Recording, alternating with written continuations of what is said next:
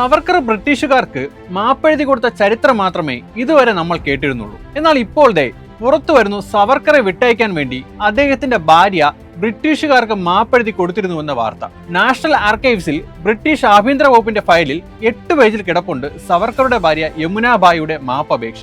ആ മാപ്പപേക്ഷയിലെ 2 വരി ഇങ്ങനെയാണ്: മഹായുദ്ധകാലത്ത് സാമ്രാജ്യത്വത്തെ സേവിക്കാൻ തങ്ങളുടെ ജീവൻ സമർപ്പിക്കാൻ അവർ സന്നദ്ധരായിരുന്നു. തങ്ങളുടെ വഴി തെറ്റായിരുന്നുവെന്ന കാര്യം അവർ തിരിച്ചറിഞ്ഞിരുന്നുവെന്ന് അതിൽ നിന്നു തന്നെ വ്യക്തം. അതായത് 1-ാം ലോക മഹായുദ്ധകാലത്ത് ബ്രിട്ടന് വേണ്ടി പൊരുതാൻ BD സവർക്കറും കൂട്ടരും തയ്യാറായിരുന്നുവെന്നും ദേശീയ സ്വാതന്ത്ര്യ സമരത്തിൽ പങ്കെടുക്കാൻ ഇറങ്ങിയത് തെറ്റായിരുന്നുവെന്ന് അവർ തിരിച്ചറിഞ്ഞിരുന്നുവെന്നുമാണ് സവർക്കറുടെ പ്രിയതമ ബ്രിട്ടീഷ് വൈസ്രോയ്ക്ക് അയച്ച കത്തിൽ പറയുന്നത്. ആൻഡമാൻ ജയിലിലുള്ള ഭർത്താവിനെയും സഹോദരൻ GD സവർക്കറെയും വിട്ടയക്കണമെന്നാണ് 1921 ഏപ്രിൽ 18 അയച്ച ഈ കത്തിലെ ആവശ്യം. സവർക്കർ നൽകിയ 6 ദയാഹർജികൾക്ക് ശേഷമാണ് ഭാര്യ വഴിയുള്ള ഈ മാപ്പപേക്ഷ.